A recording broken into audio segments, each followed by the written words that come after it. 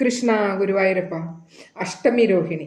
ചിങ്ങമാസത്തിലെ കൃഷ്ണ പക്ഷ അഷ്ടമിയും രോഹിണി നക്ഷത്രവും ചേർന്ന് വരുന്ന ദിവസം ഗോകുലാഷ്ടമി, ജന്മാഷ്ടമി, ശ്രീകൃഷ്ണ ജയന്തി എന്ന പേരുകളിലാണ് ഈ ദിവസം അറിയപ്പെടുന്നത്. മഹാവിഷ്ണുവിന്റെ പൂർണ്ണ കലയോടുകൂടിയ ശ്രീകൃഷ്ണ ഭഗവാൻ അവതരിച്ചത് ഈ ദിവസം അർദ്ധരാത്രിയിലായിരുന്നു എന്നാണ് വിശ്വാസം. ഒരു വ്രതം എന്ന നിലയിൽ ആണ് ഹിന്ദുക്കൾ ഈ ദിവസം ആചരിച്ചു പോരുന്നത്.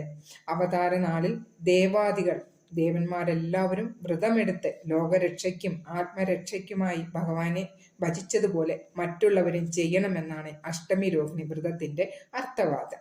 അവതാര സമയം എന്ന് വിശ്വസിക്കപ്പെടുന്നത് അർദ്ധരാത്രി വരെയുള്ള സമയമാണ്. ഈ വീഡിയോയിലൂടെ അഷ്ടമി രോഹിണി വ്രതം എങ്ങനെ എടുക്കാമെന്നും ആ ദിവസം നിങ്ങൾ ചൊല്ലേണ്ട മന്ത്രങ്ങൾ എങ്ങനെയെന്നും പൂജാ സമയം, മുഹൂർത്തം, ശുഭമുഹൂർത്തം ഏത് സമയത്താണ് നമ്മൾ പൂജ ചെയ്യേണ്ടത്